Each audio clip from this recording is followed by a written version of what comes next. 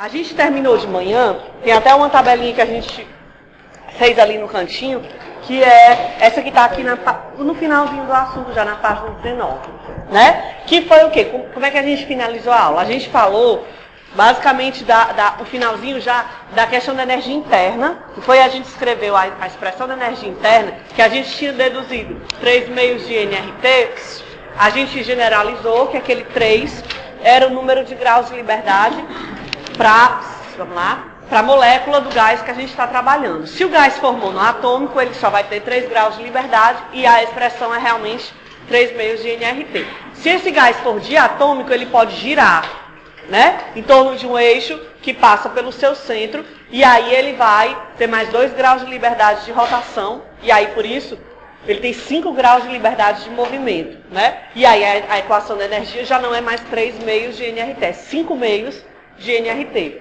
E se ele for poliatômico, ele tem 3 graus de liberdade de rotação e 3 graus de liberdade de translação. A gente montou uma tabelinha ali e tudo mais, né? A gente falou também de 2 processos termodinâmicos que são bem importantes, que é o processo, vamos lá, isovolumétrico. Não foi? A gente até mostrou aqui, fez aquele exemplo que a gente já fez várias vezes, né? O gás preso dentro de um cilindro, certo?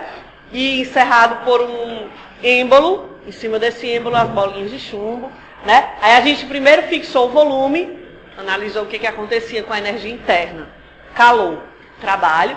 Depois a gente fixou a pressão e analisou o que acontecia com a energia interna, calor e trabalho. A gente vai agora finalizar falando faltam duas pequenas partezinhas, que é o processo adiabático e depois falar do livre caminho médio. Aí a gente passa para os exercícios, certo? Então vamos trabalhar um processo adiabático. O que é um processo adiabático? É aquele que não troca calor com o meio externo. Ou porque ele está isolado, ou porque ele acontece tão rápido que não dá tempo a haver troca de calor entre o gás e o meio externo. Não dá não? Mais pra cá.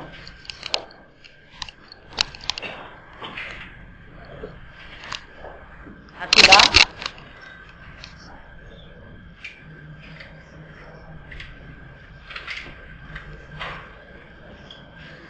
Pronto. Então vamos lá, vamos falar do processo adiabático, certo? Eu vou fazer esse mesmo exemplo que está aí no livro de vocês. Perceba que ele vai usar um exemplo de um gás totalmente isolado, né? Então vamos fazer isso aí. Vamos colocar um gás ideal qualquer, dentro de um recipiente que contém, aliás, que é fechado por um êmbolo, certo? Móvel, vamos lá. E esse recipiente, esse cilindro, ele é termicamente isolado. Isso aqui é tudo isolado do meio externo, certo? E aí, eu vou colocar gás dentro desse cilindro, certo? Vamos lá, vamos colocar gás dentro desse cilindro. E vou, para compensar a pressão que o gás faz tentando subir o êmbolo, vou colocar um recipiente com bolinhas de chumbo acima do êmbolo. Certo? Aí vamos analisar o que acontece. Bom, se esse processo é adiabático, tanto faz se é uma expansão ou uma compressão. Tudo que eu falar para expansão serve também para compressão. Certo? Se for acho que ele faz uma expansão. Vamos fazer uma expansão também, uma expansão adiabática. Ou seja, o gás vai mudar de volume, com certeza, porque isso é uma expansão. Pode mudar de pressão, pode mudar de temperatura. Certo? Vamos colocar isso aqui. O estado inicial do gás, ele teria uma pressão PI, um volume VI e uma temperatura TI. Isso é o estado inicial do gás. Inicial. Eu quero que esse gás atinja o estado final, onde ele vai ter uma pressão PF, um volume VF e uma temperatura TF. Isso seria o estado final do gás. A única coisa que eu garanto, a princípio, se o processo é adiabático, o que eu posso já afirmar? O que é um processo adiabático? Dos parâmetros que a gente conhece, o que eu posso dizer? Q é zero. Não troca calor com o meio externo, né? Então, Q é igual a zero. Isso já dá para você uma noção. Na verdade, em todos os processos que a gente for estudar, os processos termodinâmicos, você vai precisar usar a primeira lei da termodinâmica, né? Então, vamos logo escrever a primeira lei aqui, que diz o quê? Variação da energia interna é igual a calor menos o trabalho. O que eu já posso garantir? Que Q é igual a zero, porque o processo é adiabático, né? Ó, Q é igual a zero, e o processo é adiabático, certo? Então eu vou dizer que a variação da energia interna é igual ao negativo do trabalho, certo? Esse processo, se eu retirar as bolinhas de chumbo rapidamente de dentro do recipiente, o que vai acontecer é que o processo vai sair do equilíbrio. O sistema vai sair do equilíbrio.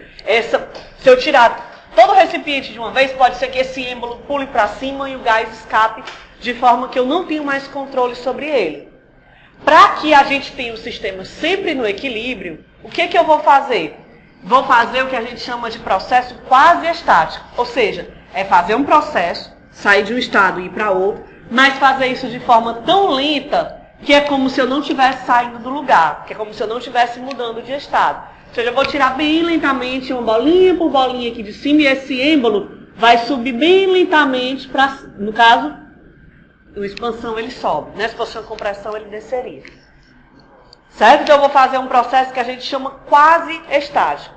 Como esse processo é quase estático, entre um passo e o passo seguinte, praticamente não há alteração na pressão, porque o que vai acontecer numa expansão? A pressão vai diminuir, porque a parede está mais longe e o gás vai bater com menos força lá. Do estado I, digamos que o estado I seja o êmbolo aqui e o estado F seja o êmbolo aqui. Vai haver sim mudança de pressão, né? Mas se eu olhar do estado I para o estado logo seguinte, esse crescimento, essa subida do êmbolo, ela é tão insignificante que praticamente não houve diferença. Quer dizer, a força com que a moléculazinha ou o átomo batia aqui é praticamente igual a que ele bate logo acima, porque é muito próximo. Moral da história, eu vou considerar esse processo de I para I mais delta I, só desse pequeno passo, um processo isobárico, certo? Então vamos escrever isso daí, vamos dizer. Como eu estou tratando só desse passo infinitesimal, eu vou trocar isso daqui tudinho pelo diferencial. Menos D. Certo? Mas quem é a variação da energia interna? Na aula passada, hoje de manhã, a gente escreveu. A gente escreveu como NCV delta T, não foi? Energia interna, ó. A gente pode chamar de 3 meios de NRT, só que 3 meios de R era o CV, e a gente escrevia isso como NCVT, botava o geral. Então, como eu quero D, energia interna, vai ficar NCVDT. Vou guardar aqui, ó. Vou botar aqui, aliás, substituir. NCVDT menos se o trabalho, se eu estou falando do trabalho de um processo isobárico, como é que eu posso escrever esse trabalho? Como PDV, né? P, ó, D, V. Vou isolar o NDT bem aqui e vou escrever isso assim, ó. Passar só o CV lá para baixo. Menos PDV sobre CV. Pronto, vou guardar essa informação bem aqui, ó. Certo? Só que esse gás, ele é um gás ideal. Se ele é um gás ideal, ele tem que obedecer à lei dos gases ideais, que é essa daqui, ó. Gás ideal. Se o gás é ideal, preste atenção, PV igual a nRT. Se eu diferenciar essa equação dos dois lados, eu não altero essa equação, né? Vamos olhar nessa equação o que varia. A pressão é constante ou variável do processo I para o F? Preste atenção na pergunta. A pressão é variável do processo do estado I ao estado F? Ela varia ou não? Varia. De I para F ela varia. O volume V varia de I para F? E a temperatura? Pode variar, né? A princípio nada amarra ela ser constante. Então se isso aqui tudo varia, eu quero diferenciar essa equação, eu preciso diferenciar o primeiro e diferenciar o segundo. P dV mais V dP igual a NR dt. Não é isso? Diferenciei todo mundo. Como eu tenho duas variáveis do lado esquerdo, primeira, diferencial da segunda, depois diferencial da primeira, vezes a segunda. Certo? Vou isolar o NDT bem aqui, porque ele aparece aqui, ó. Vou isolar ele aqui, ó. Passando esse R para baixo. Passo o R para baixo, fica assim, ó. PDV, vou botar ali, né? Tá muito baixo. Fica assim, ó. PDV mais VDP sobre R igual a NDT. Pronto. E eu tenho um NDT bem aqui, ó. Vou igualar 1 com 2, ó. Presta atenção. Vou igualar 1 com 2. Certo? Vamos igualar 1 a 2. Vai ficar assim, ó. 1 igual a 2. 1 tá ali, ó. Menos P dV sobre CV. Menos P dV sobre CV. E o 2 tá aqui. P dV V dP. Sobre R. Certo? Vamos multiplicar isso aí em X. Presta atenção aqui. Vamos multiplicar todo mundo aqui em X. Vai ficar PdVR, negativo. PRdV, tanto faz. Igual a CV PdV mais VCV dP. É isso? Posso juntar quem aparece dV aqui, né? Posso juntar. Certo? Passando pro lado esquerdo, pro lado direito, tanto faz. Passar ele pra cá, que aí fica todo mundo positivo. Fica assim, ó. VCV dP mais P. Vou botar em evidência, ó. CV mais. Posso até botar o P logo em evidência também, né?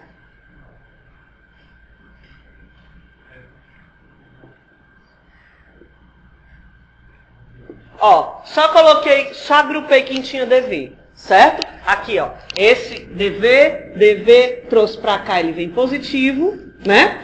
Aí o P tá nos dois, ó.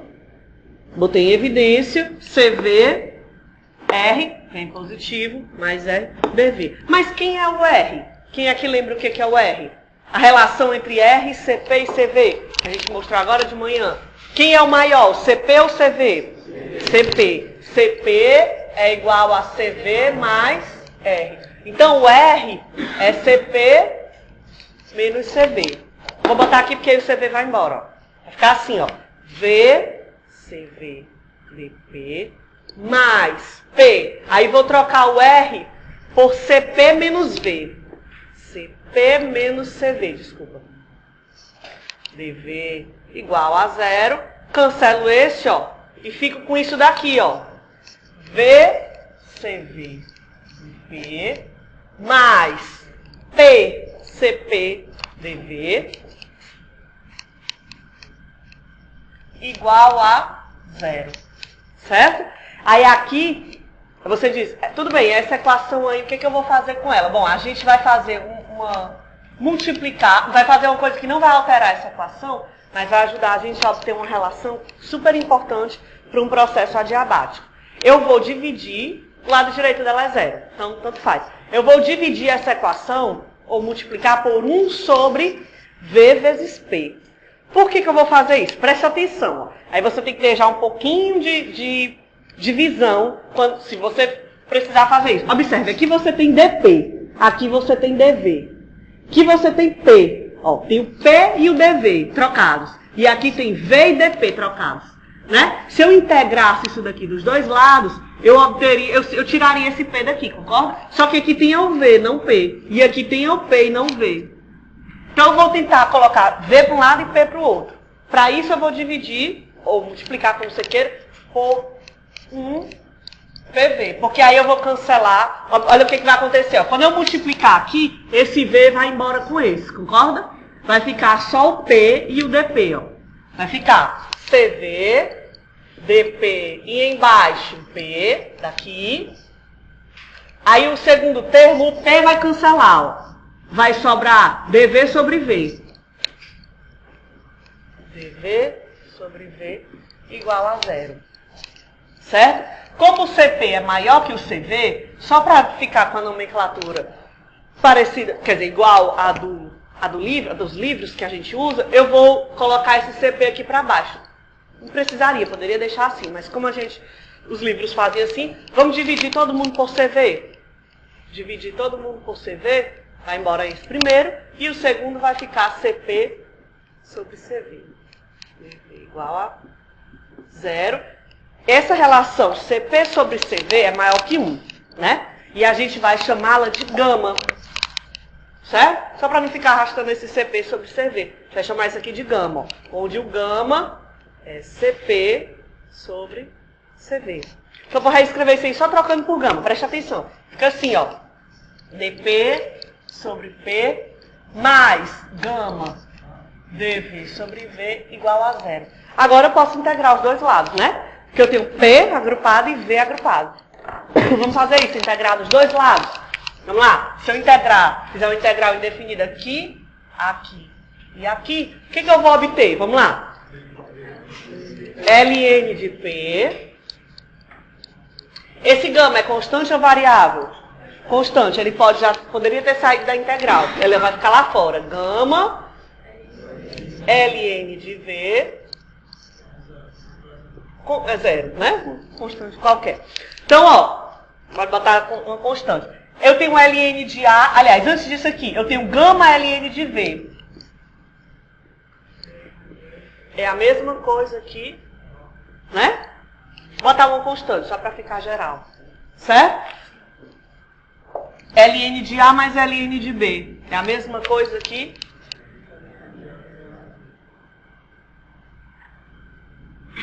Ou seja, aliás, eu vou deixar o zero para tirar agora só o que está dentro. Pronto. Então, de forma, né? Está correto. Isso significa o quê? Se o Ln é igual a zero, significa que isso aqui de dentro é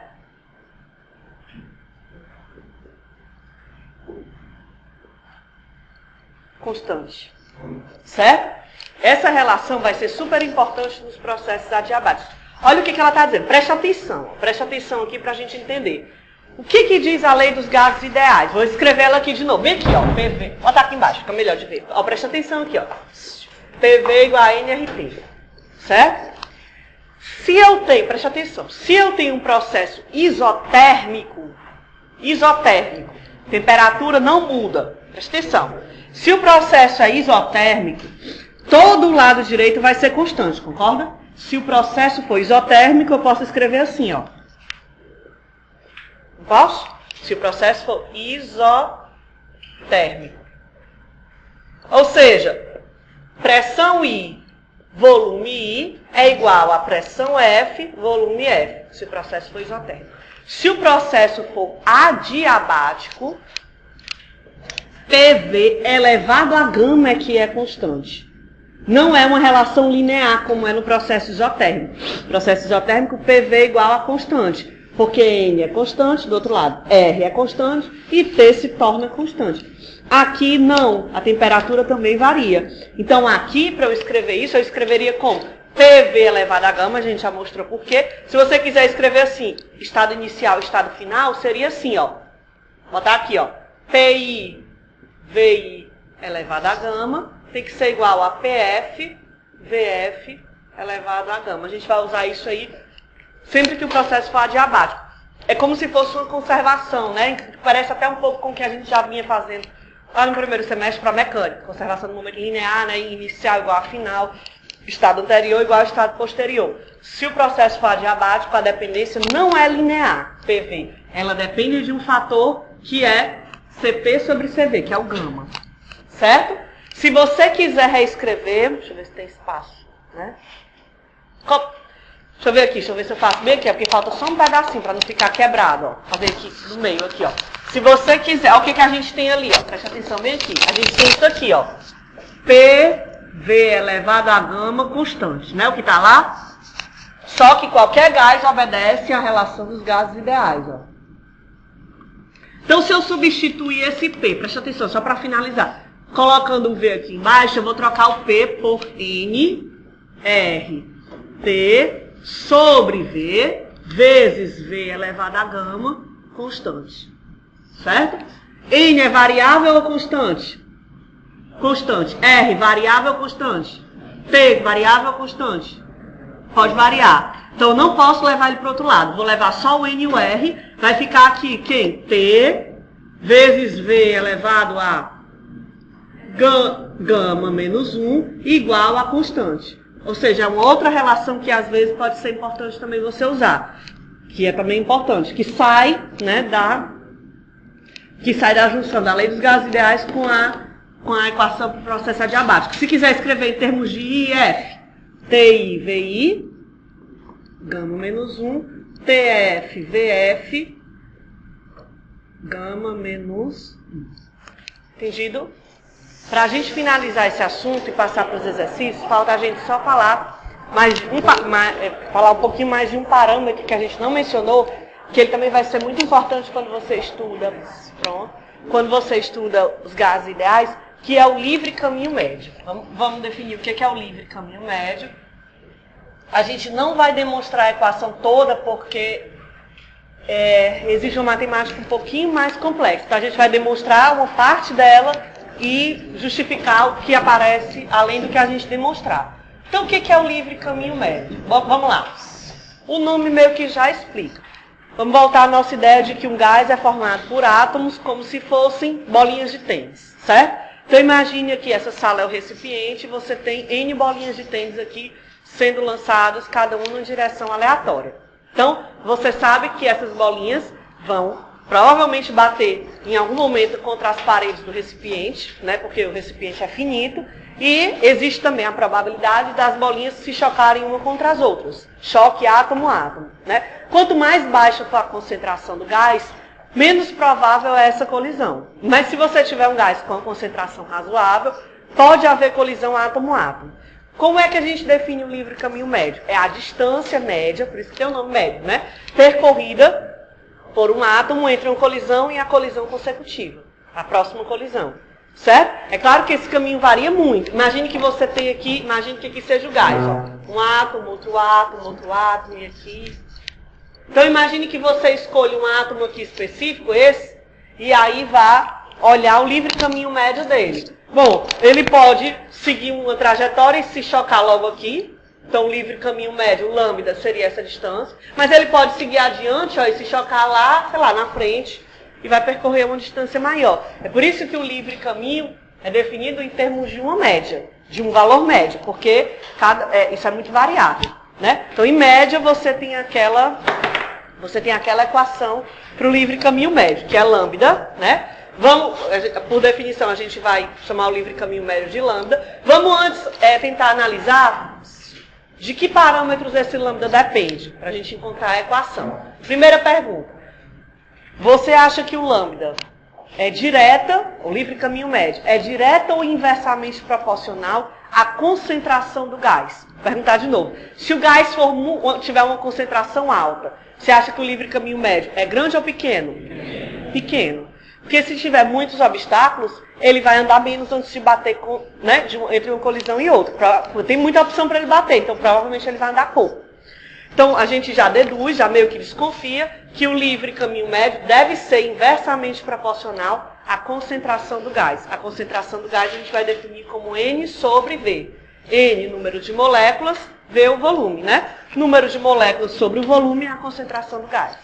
Certo? E outra coisa, você acha que o livre caminho médio é direta ou inversamente proporcional ao tamanho do átomo? Pergunta. Se o átomo for muito grande, o livre caminho médio vai ser grande ou pequeno? Pequeno, né? Porque se você aumenta a área efetiva do choque, vai ser mais provável o choque acontecer e ele vai andar menos, né? Se você tiver, é como se a gente pegar aqui duas bolas de plástico, aquelas grandonas, e jogar, a chance de acertar uma contra a outra é maior que se você pegar duas bolinhas de tênis de mesa. Né? Então o L também deve ser inversamente proporcional ao tamanho, no caso a área efetiva do átomo. Né? Então inversamente proporcional ao quadrado do diâmetro. No caso, se eu olhar isso como uma esfera, que é o que a gente vai imaginar, a área efetiva é a área de um círculo, πr ao quadrado, né? A gente vai definir em termos do diâmetro, πd ao quadrado, certo? Que o livro define assim. Vou já mostrar por quê. Então, na verdade, o livre caminho médio, ele depende de fato desses dois. É quase isso daí. A equação do livre caminho médio, vou colocar e aí a gente vai mostrar em partes, como eu disse. Ela é 1 sobre πd ao quadrado vezes n sobre v vezes raiz de 2. É só essa raiz de 2 que a gente não vai demonstrar, porque ela vem de um algebrismo um pouco mais complexo. Então, na verdade, a gente deduziu já, assim, né? Não mostrou, mas a gente já analisou pela dependência, né? O que é direto e o que é inversamente proporcional. Vamos fazer a demonstração dessa parte aqui da direita, né? Exceto pelo raiz de 2. Então, digamos que o que eu vou fazer? Eu vou fazer duas duas simplificações para a gente conseguir fazer essa demonstração. A primeira delas é que eu vou parar, porque você tem N átomos e todos estão se movendo, né? Todos os átomos se movem. Isso torna a análise muito complexa, porque você vai ter que usar a velocidade relativa entre um e outro. É dali que vem aquele raio de 2. Para o nosso cálculo, vamos fazer o seguinte, a gente vai parar todos os átomos e vai dizer que só esse que eu marquei tem movimento. Vou parar todo mundo, deixar todos estáticos, e esse aqui é que vai se mover, que pode colidir contra os outros. É a primeira simplificação que eu vou fazer. E a segunda, imagine que um átomo desse, vou desenhar ele aqui maior, tem diâmetro D. Certo? Aí você tem outro átomo igual que vai se chocar contra ele, que também tem diâmetro D. Qual é a distância mínima entre os centros de massa desses átomos para que haja colisão? D. A soma de cada raio, né? Porque se houve a colisão, eles estão juntos. Superfície colada com a outra. Então, o raio de um mais o raio de outro é a distância mínima entre os centros de massa, que é o diâmetro, né? Só que aí, de novo, você vai ter que lidar com o movimento de uma coisa que tem dimensão. Não é legal. Você vai ter que se preocupar com o centro de massa e tudo isso. Como é que a gente vai driblar esse problema? Eu vou dizer que o choque, isso aqui é o mesmo efeito que eu dizer que um átomo tem diâmetro 2D e o outro é um ponto. Concorda? Porque a distância entre eles, entre os centros, vai ser quem? O mesmo D.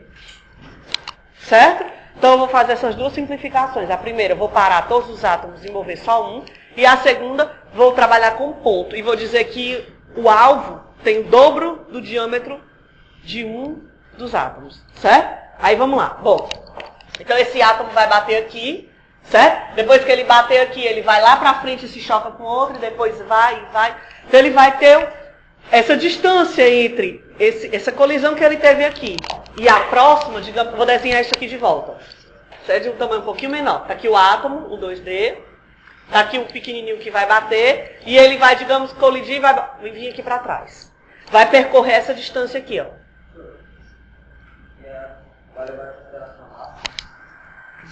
Por enquanto, porque o que importa para a gente é a concentração do gás, na verdade. Né? Porque todos eles, a princípio, têm a mesma massa. Certo? O mais importante é a concentração do gás do que a massa. Aqui você já está levando bem em conta, porque tem um volume envolvido, né? Você pode escrever isso em termos da densidade, da massa molar e tudo. A gente não vai deixar explícito em função da massa, não. Porque para a gente o mais importante... Porque quando você bota o volume já está incluso a massa, né? Ou o diâmetro dele também você já está... Porque você pode sempre escrever o volume ou a área em função da massa, da densidade, né? É embutido já lá dentro a massa. Mas para a gente o parâmetro mais assim não é nem se ele é muito pesado ou não. É mais se ele é grande ou pequeno. Né? Isso já está envolvido a massa lá dentro, porque você pode escrever em função da densidade. Mas a gente deixa explícito mais em função da dimensão, mais do que a massa. Certo? Então digamos que está aqui, o átomo bateu bem aqui, ó, ele vinha de algum lugar, bateu aqui, refletiu, bateu aqui. Então ele percorreu entre essa colisão e a próxima, ele percorreu essa distância L, qualquer aí. Certo? A gente vai considerar, a gente até já falou disso na aula passada, que não tem perda de energia no choque e que o movimento tem velocidade constante. Ele bate lá, bateu, só muda a direção, mantém o mesmo módulo da velocidade. Ele bate de novo, não perde energia. Então esse movimento daqui para cá, ele é uniforme. V vezes delta T. Certo? Então, vamos definir o livre caminho médio. Ora, o livre caminho médio, ele é definido como a distância que você anda entre duas colisões consecutivas. Então, ele é o caminho percorrido, ó. Ele é o caminho percorrido dividido pelo número de colisões.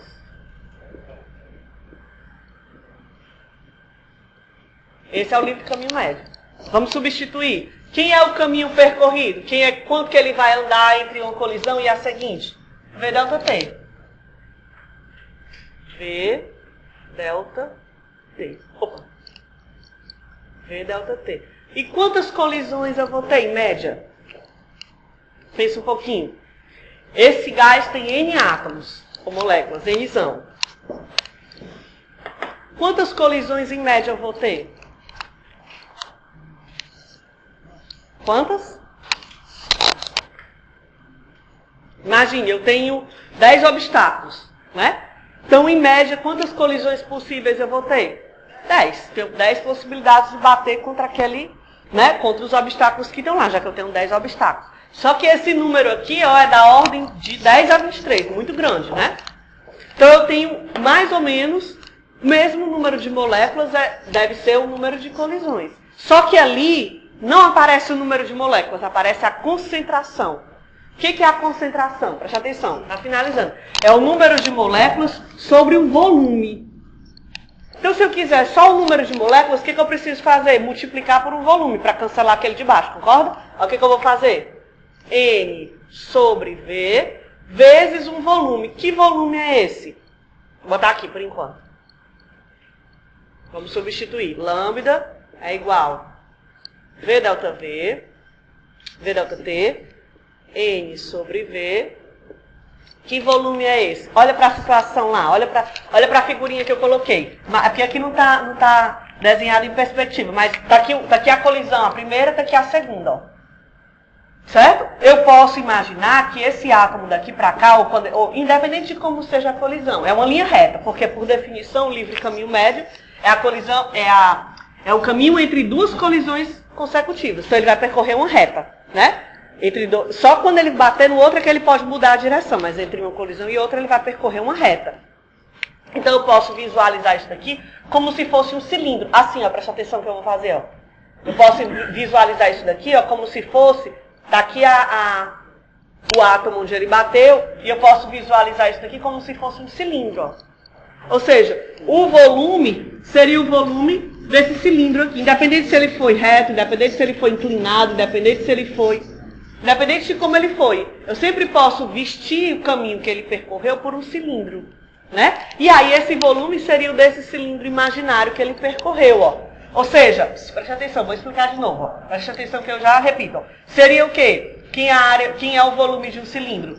A área da base vezes a altura. Quem é a área da base? A base é um círculo, é o átomo. πr ao quadrado, né? Só que o R, ó, lembra que ele tem 2D de diâmetro, então o R é πr ao quadrado vezes a altura, V delta T. E aí você encontra quase a equação do livre caminho médio, né? Ó, N, vou botar o π para frente, πd ao quadrado, N sobre V. Você não encontra de fato a equação do livre caminho médio porque falta o raiz de 2. Né? Como eu falei para vocês agora há pouco. Por que não aparece o raiz de 2 na demonstração que a gente fez? Porque a gente fez a simplificação de que a gente parou todos os átomos, só moveu um. Se a gente fosse colocar todos em movimento, a gente ia ter muito mais trabalho. Mas iria encontrar o raiz de 2. O livro não faz, porque fica muito mais complexo. Né? Ele só explica de onde vem, o raiz de 2. Vem do fato de que quando você colocar a velocidade relativa aqui, ó, aí vai aparecer o raiz de 2 aqui embaixo. Certo? Questão 2 da lista 18. Ela não é uma questão muito difícil, não, mas no livro ela está marcada como 3 pontinhos. Certo? Ela tem uma certa semelhança com a terceira, que a gente vai fazer também, porque também está marcada com 3 pontinhos. Ela tem uma certa semelhança com a... Deixa eu ver aqui mais. Um certo acelerador. Deixa eu ver aqui se ela tem... Se ela se assemelha a mais alguns. Não. Deixa eu ver aqui. Lembra um pouco a 14.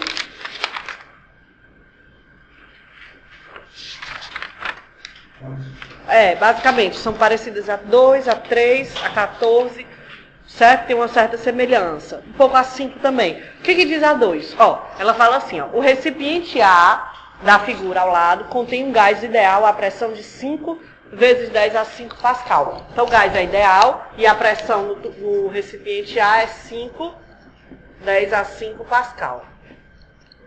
Mais ou menos 5 atm. Aí ele fala assim, ó, a temperatura de 300 Kelvin. O TA é 300 Kelvin.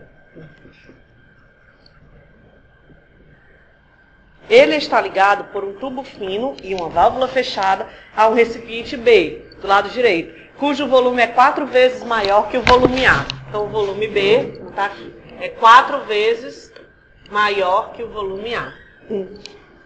O recipiente B contém o mesmo gás, só que a pressão de 1 vezes 10 a 5 pascal. Então, no tubo B, do lado B, a pressão é de 1, né? 1 vezes 10 a 5 pascal.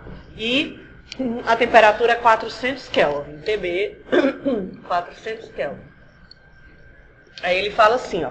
A válvula é aberta para que as pressões se igualem. Ele já está falando que as pressões vão se igualar, mas a temperatura de cada recipiente vai ser mantida. Qual é a nova pressão? Então, o que vai acontecer? Você tem gás, o mesmo gás, em diferentes concentrações, pela figura que você vê, separados em 2 recipientes que têm uma comunicação entre si. Você vai abrir essa comunicação e eles vão se misturar, né? Só quando eles se misturarem, a pressão vai se igualar, pressão A com a pressão B, deve se igualar num valor intermediário entre o valor maior e o valor menor, mas as temperaturas vão se manter, certo? Aí o que ele quer? Qual é a nova pressão? Bom, o que você sai? Você vai ter que pensar em uma maneira de encontrar essa pressão. Eu sei que eu tenho 2 situações distintas, a primeira e a segunda, um antes e um depois, né? E aí eu tenho que procurar alguma coisa que se mantém constante entre o antes e o depois, né? Pense um pouquinho, o que você acha que parâmetro é o gás ideal? Então ele já dá uma dica, PV igual a NRT, né? PV igual a NRT.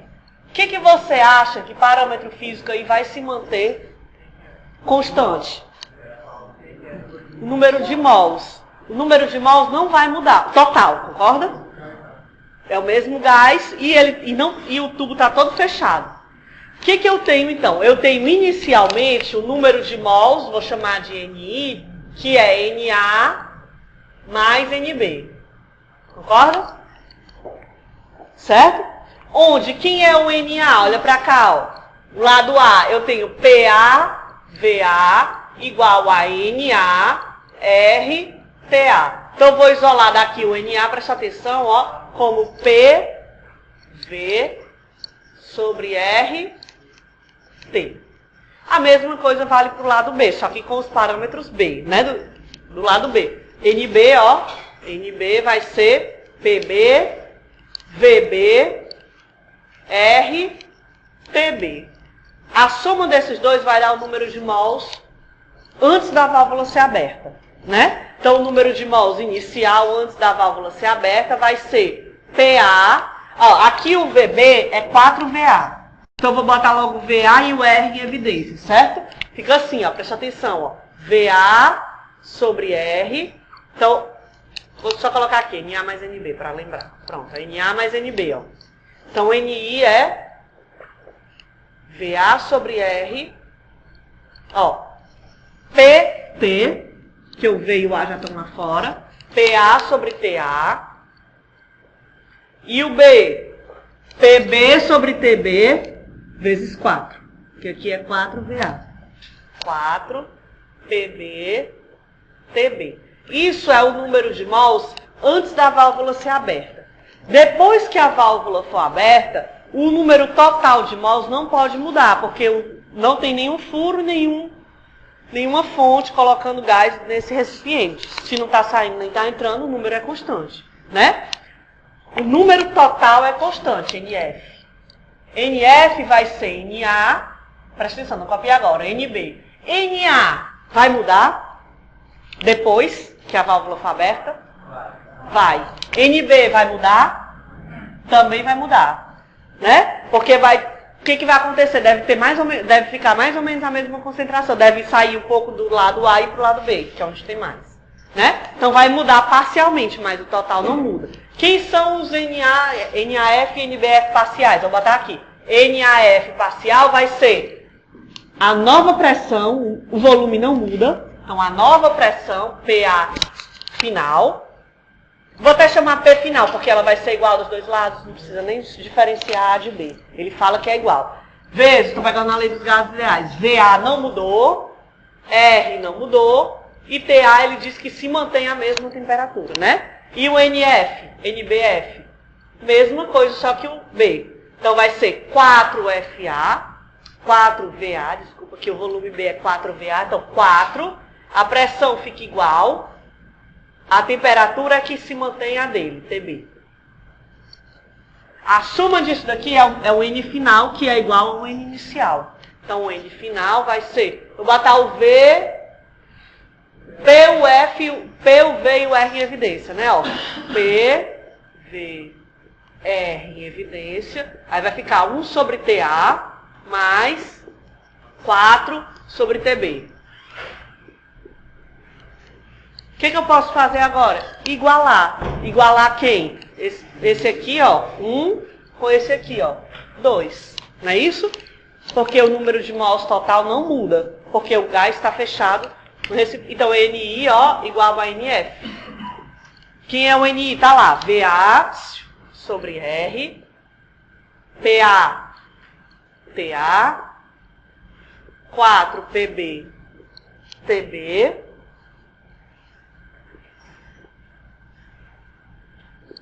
igual a PF, VA, R, TA, 4 TB. Aí aqui você cancela os volumes, né? Ó, cancela os R's. O que ele quer? Ele quer o PF. PF você vai precisar do PA, ele deu. Tá ali, 5, 10 a 5. TA, 300 Kelvin, ele deu. PB, 1 vezes 10 a 5. TB, 400. Ele deu tudo. É só substituir. E você vai achar o PF, ó. Esse PF deve dar quanto? 2 vezes 10 a 5 Pascal. Como a gente imaginava, deve ser um valor... Ó, o menor é 1 e o maior é 5. Deve ser um valor entre esse... Já que elas vai haver um equilíbrio, então deve ser um valor intermediário, né? Certo? Ok? A terceira diz assim, ó. Uma bolha de ar... Então, é ar, né? O nosso gás. Uma bolha de ar com 20 centímetros cúbicos de volume. Então, o volume, 20 centímetros cúbicos, está no fundo de um lago de 40 metros de profundidade. Então, profundidade do lago, 40 metros. Conserta aí. Onde a temperatura é 4 graus Celsius. Então, lá embaixo, a temperatura da água é 4 graus Celsius. 4 graus Celsius. A bolha sobe até a superfície, que está a uma temperatura de 20 graus Celsius. Então, eu vou chamar a temperatura lá no fundo, no início, e no final, 20 graus Celsius. Considere a temperatura da bolha como sendo a temperatura da água em volta dela. Qual é o volume da bolha no momento em que ela chega à superfície? Vamos pensar um pouquinho. A situação é essa. Está aqui o lago, né? E a bolha está lá no fundo do lago e vai subir até a superfície do lago. Ele quer saber o que acontece com o volume da bolha. Será que se mantém constante, aumenta ou diminui? O que você acha? Bom, a princípio, quando essa bolha sobe, primeiro, a temperatura dela varia? Sim, o problema já informou, né? O volume dela varia? Talvez varie, é a pergunta que ele faz. A pressão sobre ela varia? Aumenta ou diminui? Então, o volume deve aumentar ou diminuir? Aumentar. Se você já pensa sobre isso um pouquinho antes de fazer a questão, você já pode eliminar algumas respostas improváveis, né? Então, ó, e ele é o gás ideal. Todos os gases que a gente vai trabalhar aqui são ideais, né? Então, PV igual a NRT, ó. PV igual a NRT. Essa bolha não vai estourar na subida. Então, o número de mols dela vai se manter constante. Em muitos dos problemas, você vai usar essa ideia de que o número de mols não varia. Aí você vai deixar tudo em função do número de mols, ó. N, ó, é igual a P, V sobre RT. Pode até isolar NR, né? Cancelar logo. Então, na situação inicial, o NI, ó, NI é igual a PI, VI sobre RTI. A situação inicial é a bolha lá embaixo. Quem é a pressão sobre a bolha lá embaixo? É a pressão atmosférica mais a coluna de água acima dela. Então, P0 mais ρGH lá dos fluidos, né? Certo? Vezes o volume inicial que ele deu sobre R, temperatura inicial. Só que a temperatura inicial ele deu em Celsius, graus Celsius. E ela tem que ser em Kelvin. 277, né? E aqui 293. Cuidado, tem que ser em Kelvin. Aí você guarda aquela informação. No final, o que vai variar? O volume talvez mude, a temperatura ele já falou, e a pressão vai diminuir. Quem vai ser a pressão sobre a bolha aqui em cima? Só a atmosférica, né? Então, NF vai ser igual a pressão final, volume final, temperatura final, onde a pressão final é atmosférica. V final sobre RT final. Mas o número de mols não muda. NI igual a NF. Aí é só igualar, né? Ó, P0, ρ, G, H, VI sobre TI igual a P0, VF, PF. Ele quer VF. Você tem a pressão atmosférica, você vai usar uma ATM. Ou 1,01 vezes 10 a 5 Pascal, né? Densidade é da água, 1000 kg por metro cúbico. A altura ele deu, G você sabe, e as temperaturas ele deu, tem que transformar para Kelvin. Certo? Não é uma questão realmente difícil, né? Apesar dele ter botado os 3 pontinhos, ela não é assim tão difícil, né? Como? Pressão ρ de H hidrostática. Depende. Se você usar aqui quilograma, metro cúbico, metro e metro, você vai encontrar o Pascal, que é Newton por metro. Que é quilograma. 1000 quilogramas por metro cúbico. Ou 1 grama centímetro cúbico. Aí você vai obter a pressão em ATM. Aí tudo bem.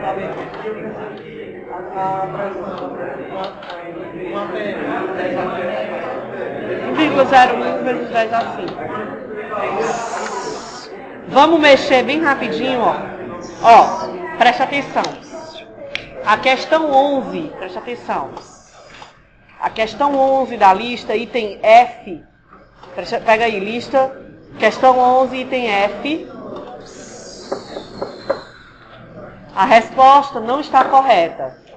Item F, questão 11, item F, o gabarito é mais 1,81 kJ.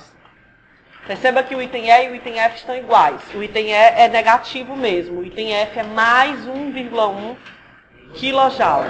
Item F, questão 11, item F, é positiva a resposta. Questão 13 diz assim, ó. Um gás ideal, inicialmente a pressão P0, sofre uma expansão livre, vamos anotar os dados. 13, ó. Primeiro gás é ideal. Ele está a uma pressão P0 e vai sofrer o processo de expansão livre. Vou anotar aqui em cima. Ele vai sofrer uma expansão livre. Então, o volume deve aumentar, né, já que é uma expansão, até que o seu volume seja 3 vezes o volume inicial. Então, ele tinha uma pressão P0 e um volume V0. Esse volume V0 vai se tornar 3 vezes o volume inicial. Certo? A pressão deve mudar também. Não sei o que vai acontecer com ela. A princípio, se o volume cresce, a pressão diminui, decresce, né? Aí ele fala, qual é a nova pressão, qual é a razão entre a... Peraí, me perdi. Qual é a razão entre a nova pressão e P0? Certo? Então, preste atenção na informação que ele dá. Ele diz que isso é uma expansão livre. Se é uma expansão livre, o que você lembra? Primeiro, o trabalho realizado é 0. Apesar de que o volume cresce, mas o trabalho realizado é 0. Né? A expansão livre é um processo que acontece isolado termicamente. Então, o calor trocado com o meio é 0. Se você escrever a primeira lei da termodinâmica como Q menos W, se o trabalho é 0 e o calor é 0, a variação da energia interna é quanto? 0. Portanto, dos parâmetros macroscópicos que a gente tem, eu escrevi, né? PV igual a nRT. Dos parâmetros macroscópicos, PV e T, e tem algum deles que se mantém constante? Qual? Quem? Pressão, mantém constante ou varia? Varia. Volume? Varia. A temperatura? a temperatura é constante. Perceba que isso ele não informa. Você tem que chegar a essa conclusão. Como é que a gente concluiu que a temperatura é constante? Porque é uma expansão livre, portanto a energia interna não varia. Aí aqui é certeza. Se a energia interna se mantém constante é porque a temperatura não variou. E a volta também é verdadeira. Se a temperatura não varia, a energia interna se mantém constante. Porque a energia interna é diretamente proporcional à temperatura, né? Aí vamos lá. Bom, se isso aqui do lado direito tudo é constante, eu vou dizer que P0, V0 é igual a P1, V1. Ó, P0, V0 igual a P1, V1, P0. Eu não sei, V1, V0. Vou manter V0, P1 é quem eu quero e o V1 é 3V0. Então, ó, opa, P1 não. Nem P0, né? Cancelei demais. Pronto. Então, quem é P1? Quem é P1 é 1/3 da pressão original, né? É 1/3 da pressão original. E aí tá bem diferente, né? O gabarito do item A. Né? Tá 5 elevado a gama menos 1, né? Bem diferente, né? Então, tá bem diferente. Corrija aí, é P0 sobre 3. Vamos seguir. Letra B. Pronto. Em seguida, vamos lá. Em seguida, o gás sofre uma lenta compressão adiabática. Então, agora vai ser uma compressão adiabática. Então, o gás agora, ó, o estado inicial é o posterior, P1, né? Que ele saiu daqui e vai sofrer... Ele primeiro sofreu uma expansão livre. Então, agora, o primeiro gás era P0, V0. Se expandiu. Foi para P1, V1. Agora vai sofrer uma compressão, vou chamar de 2. Então o estado inicial é o 1 agora. P1, que é P0 sobre 3. E V1, que é 3V0. E ele vai para o estado 2. P2, V2. Vai sofrer uma compressão. Vamos ver se ele dá algum dado. V2, né? Vamos ver se ele dá algum dado. O gás sofre uma lenta, para que esteja em equilíbrio, uma lenta compressão adiabática até o volume inicial. Então, o V2 vai ser quem? V0. Até o volume inicial. V0. Cadê? Após a compressão, a pressão vai ser 3 elevado a 1/3 de P0. 3 elevado a 1/3 de P0. Não é isso? Pronto. Ele pergunta, o gás é mono, di ou poliatômico? Vamos lá. Bom, se isso é uma compressão adiabática, aí o que eu posso dizer? A pressão varia ou não? Pode variar. Adiabático. Pode variar. O volume varia ou não? Vai variar porque é uma compressão. A temperatura varia ou não? Pode variar. Como é a relação dessa variação? A gente acabou de ver aqui no final da aula. Para o processo adiabático, para uma compressão adiabática, PV elevado a gama é que é constante, e não PV, como na expansão livre. Vou escrever aqui então, ó, vai ficar P1V1 gama igual a P2 V2 gama. Quem é P1? P0 sobre 3. Fica apertado aqui, né? Vou botar aqui, tá? Ó, P1V1 a gama, P2 V2 a gama. Pronto. P1 é P0 sobre 3. V1, 3V0. Todo mundo elevado a gama, né? 3V0 a gama. P2 é 3 a 1/3 P0. E V2 é V0 a gama. Não é isso? Aí vamos arrumar aí, ó. P0 vai embora com P0. V0 a gama com V0 a gama. O que foi que restou? 3 elevado a gama sobre 3. 3 elevado a gama menos 1. E aqui 3 elevado a 1/3. Ou seja, gama menos 1. Gama menos 1. Gama menos 1 é igual a 1/3. Então, quem é gama? 4/3. Aí você diz, mas professor, ele pergunta se o gás é mono, di ou poli. Só que quem é gama? Gama é CP, vou botar aqui, ó. Gama é CP sobre CV. Se ele é 4/3, é porque o CP é quanto? E o CV R, na verdade, né? Só porque o R cancelou. Qual é o gás que tem o CV3 e o CPR? CV3 e o CP4. É o poliatômico, né? Porque o monoatômico, como é o CP? 3 meios de R e o CV, 5 meios de R. Um diatômico, 5 meios e 7 meios. E um poli, 3 e 4. Então, que combinação? Tá errado também, é. A diatômico, se eu não me engano, né? É poliatômico, né? Poliatômico, certo? Corrige aí. Eu acho que, na verdade, eu troquei o gabarito. Esse gabarito devia ser de outra questão, porque... Tabelinha.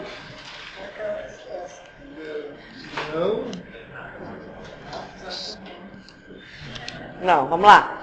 Item C, ó. Não precisa só da tabelinha, não precisa provar toda a questão. Não precisa. O quê?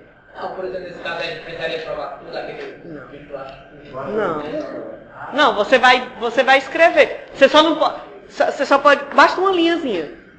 Porque às vezes você chega daqui pra cá e coloca poli. Aí você pode só botar em uma linha. CV, só isso aqui que eu escrevi, ó. CP, partindo daqui. Nesse caso aí a gente precisou saber qual era do... Não. Do poli, aí precisaria da tabelinha. No caso da tabelinha precisa provar um monte de coisa. Não precisa não. Vamos lá. Ó, item C. Qual é a razão entre a energia cinética?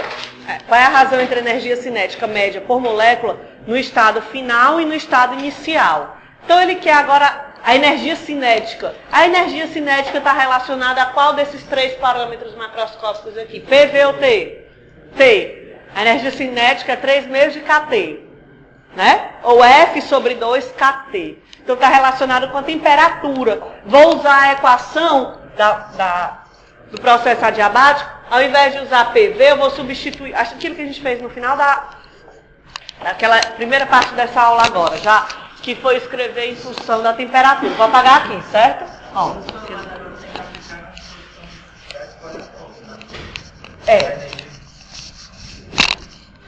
Ó. Vamos lá. O que eu vou dizer? Bom, eu estou lá no meu processo adiabático, né? Processo adiabático, PV, a gama é constante. Ou, vou relembrar aqui, ó.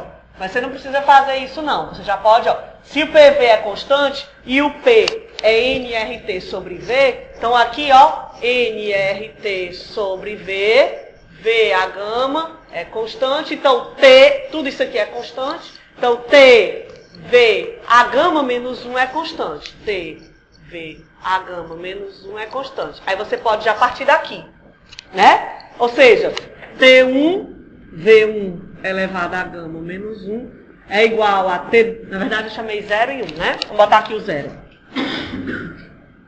Eu acho que ele quer 1 e 2. 1 e 2, é. T2, V2. V2, gama menos 1. Aí vamos lá encontrar a relação entre as temperaturas. Se ela cresce, decresce, o que acontece? Até porque de 1 para 2 a temperatura não varia, né? Vai variar de 0 para 1. Eu chamei 0 porque... De 0 para 1 a temperatura não muda, a expansão livre. Ela vai mudar só de 1 para 2. Né? Então de 1 para 2. T1, quem é o V1? Tá lá ele, ó. É 3V0.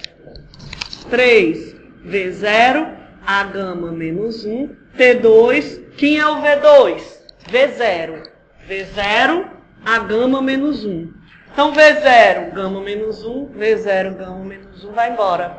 Sobra então quem? Quem é a temperatura? Vou escrever aqui, ó. T1 vezes 3 elevado a gama menos 1 é igual a T2. Pronto, eu tenho uma relação entre as temperaturas. Então eu tenho uma relação entre as energias. Né? Aí aqui sim, você vai substituir o gama por quem? Por 4/3. Né? Quando você substituir aqui, ó, por 4/3, vai ficar T1, 3, 4/3 menos 1 igual a T2. Então, T2 vai ser igual a... Aqui, ó, vai dar o quê? 1/3 T1. Pronto. Se a temperatura é 1/3, né, 3 elevado a 1/3 da anterior, a energia também, que é diretamente proporcional. Certo? Aí basta você fazer essa continha. 3 elevado a 1/3, faz aí. Eu acho que não dá 1,9, dá menor.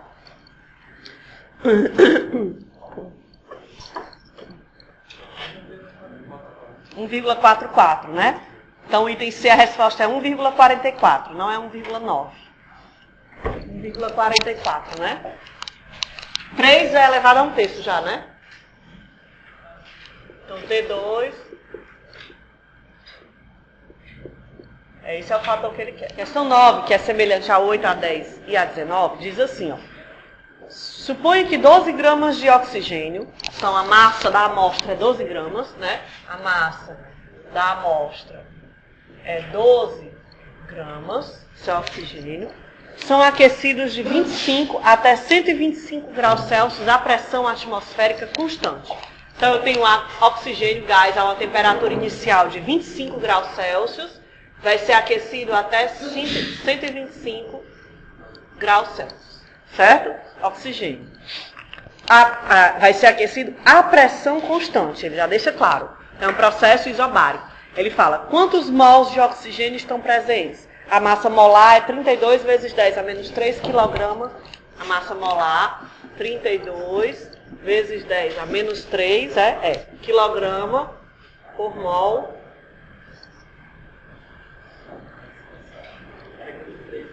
Por mol, tá errado aí, né? Tem um MO.L, é mol, né? Quilograma por mol, é a massa molar, certo? Então ele quer o número de mols. Ora, se eu tenho a massa da amostra e a massa molar, quem é o número de mols? É a massa da amostra sobre a massa molar, né? Ou seja, a massa daquela amostra pela massa de um mol. Então N, número de mols, vai ser a massa da amostra pela massa molar. 12 por 32, né? 12 vezes 10 a menos 3 kg, 32 vezes 10. Dá quanto isso daí? Hã? 375 mols. Pronto. Certo? O item A é tranquilo. Aí depois o item B. Quanta energia é transferida para o oxigênio como calor? Ele quer saber. Então houve aí um processo isobárico. E o oxigênio, o gás, recebeu calor. Ele quer saber quanto calor ele recebeu. Primeiro, esse calor, ou ele é o calor a volume constante, ou ele é calor a pressão constante. NCP delta T ou NCV delta T. Qual que a gente vai usar? Pressão constante ou volume constante? Pressão, porque ele falou que é isobárico, né? Então o item B, ó, ele quer saber o calor. Então o calor é do tipo NCP delta T, porque a pressão se mantém constante. Se fosse o volume constante, eu usaria CV delta T. Aí, vamos lá. O número de mols você achou aqui, ó. O delta T você tem. E o CP você tem? É oxigênio. Se é oxigênio, é uma molécula diatômica. Se é uma molécula diatômica, quem vai ser o CP?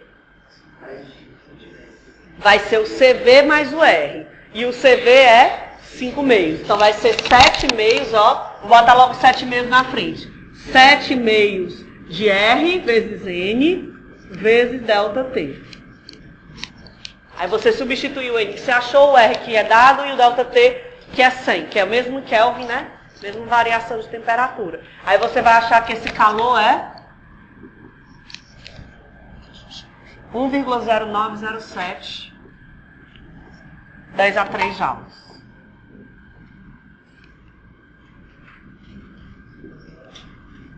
Certo? E, finalmente, o item C. Que fração do calor é usada para aumentar a energia interna? Preste atenção.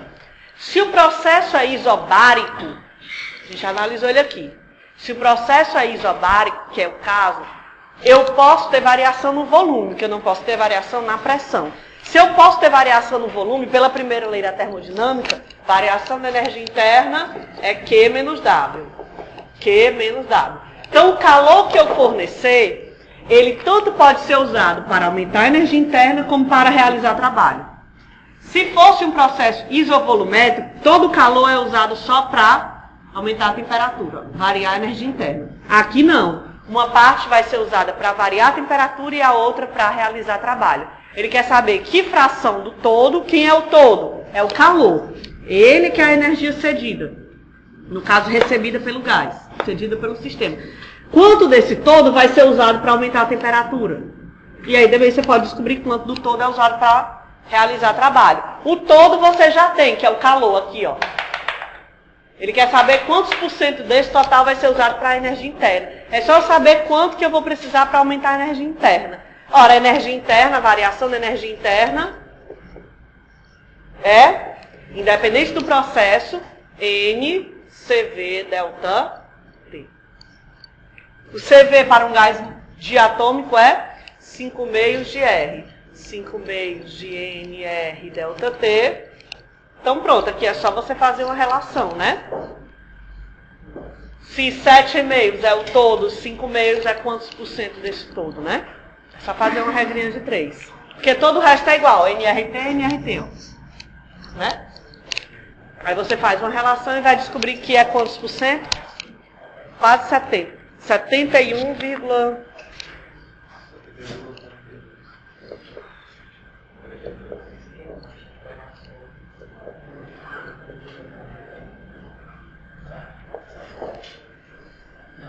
certo?